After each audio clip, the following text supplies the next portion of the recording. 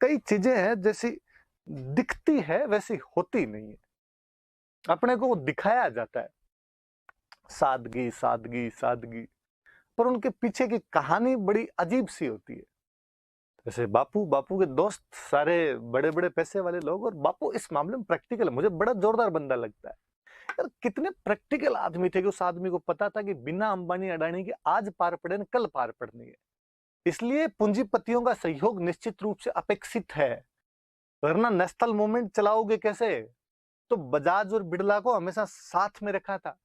Even कहते हैं कि जमनालाल बजाज ने अपनी ब्लैंक चेकबुक गांधी जी को दे रखी थी कि जहां जितनी जरूरत हो उतने रुपए निकाल लेना, इसलिए हम कहते हैं कि बजाज गांधी जी के 5वें बेटे हैं। वैसे अंबालाल साराभाई अहमदाबाद के बड़े पूंजीपति है, तो गांधी जी ने उनसे पैसे लिए और साबरमती आश्रम बनवाया। अब वहां साबरमती आश्रम में गांधी जी रह रहे हैं, अंबालाल साराभाई अपने सूती कपड़ों की मिल चलाते हैं। सूती कपड़ों की मिल जब अंबालाल साराभाई चला रहे थे, उन्हीं दिनों में प्लेग फैल गया।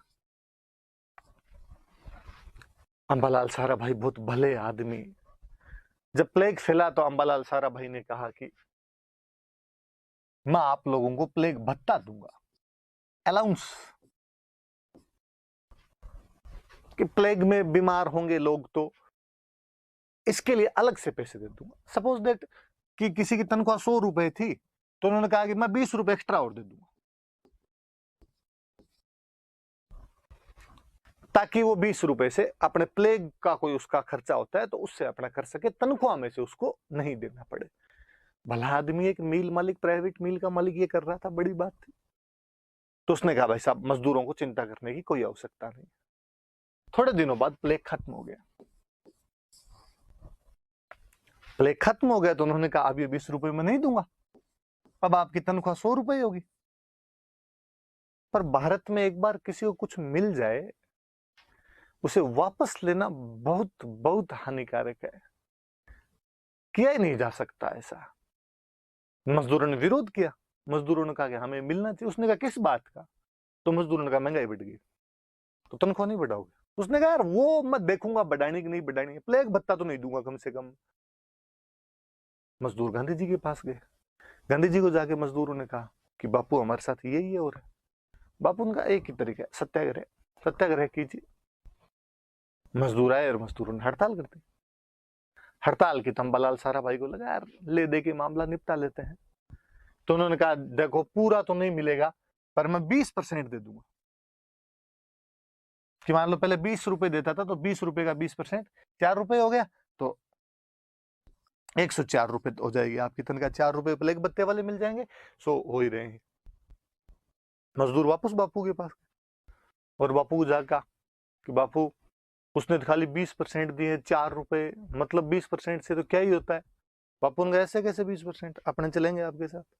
और बापू आहर बापू उनके साथ आके भूख हड़ताल पर बैठ गए। गांधी जी भूख हड़ताल ही पहली बार इंडिया के अंदर वही करते हैं, अहमदाबाद वाली करते हैं। भूख हड़ताल पे बैठे, भूख हड़ताल पर बैठे तो अंबालाल साराभाई को पता चला।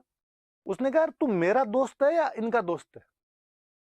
बापू ने कहा दोस्ती दोस्ती की जगह, बिजनेस बिजनेस की जगह। और घोड़ा घास से दोस्ती करेगा तो खाएगा क्या? वैसा मुश्किल से ठेका मिला यार चंपारण के बाद में आंदोलन का अब, और तू कह रहा है कि इसके अंदर दोस्ती नहीं। फाइनली जब आंदोलन आगे बढ़ने लगा, अंबालाल साराभाई को लगा डोकरा मर जाएगा, तो अंबालाल साराभाई ने बुलाया यार का बता क्या करना है। गांधी का प्लेग बता दो इनको पूरा। उसने कहा यार तू खुद बाणिया आदमी है, इतना समझता है यार कि मैंने दिया था, अब जो प्लेग खत्म हो गया तो पूरा कैसे दिया जा सकता है? गांधी ने कहा ऊपर नीचे थोड़ा सिस्टम। तो उसने कहा 35% दे दूंगा, पहले 20 की घोषणा की थी, अब तेरे कहने पे मैं 15% और बढ़ा दूंगा, मतलब 20 का 35% 7 रुपए, तो 107 रुपए तनख्वाह आ जाएगी। गांधी ने कहा ठीक, 35% प्लेग भत्ता वापस दिलवा दिया। विक्ट्री साइन करते आए गांधी जी बाहर, मजदूरों को विक्ट्री साइन देकर मजदूरों ने नारे लगाए, महात्मा गांधी जिंदाबाद, जब तक सूरज चांद रहेगा महात्मा गांधी का नाम रहेगा। गांधी ने कहा ना ना ना, मेरे नारे लगाने की आवश्यकता नहीं है, ये जीत मेरी नहीं है, ये जीत मजदूरों के संघर्ष की है, आपके खून और पसीने की जो लड़ाई थी उसकी जीत है। आज पहली बार देश के पूंजीपति को मजदूरों के सामने घुटने टेकने पर मजबूर होना पड़ा है, और पूरा 35% जुर्माना प्लेग भत्ता मिला है आपको। मजदूरों किसी का ध्यान गया, उसने कहा बापू बात पूरे की हुई थी, ये तो आप 35% की बात कर रहे थे। गांधी जी ने कहा बात पैसे की थोड़ी है, बात इज्जत की है। इज्जत किसकी बड़ी है? मजदूर ने कहा वो हमारी बड़ी है पूरी एकदम। तो बस पैसा हाथ का मेल है, आता रहता है जाता रहता है, इज्जत मिल रही है ना अपने को। उनका ठीक। तो गांधी जी ने कितना परसेंट प्लेग भत्ता वापस दिलवा दिया था? तो 35% प्लेग भत्ता वापस दिलवा दिया था। मिल मालिक थे अंबालाल साराभाई, और गांधी जी ने उनके पक्ष में भूख हड़ताल की थी। अंबालाल साराभाई की बहन हुआ करते थे अनुसुईया बेन। तो अनुसुईया बेन, गुजरातियों के नाम ऐसे होते हैं, सरला बेन, बिमला बेन, अनुसुईया बेन।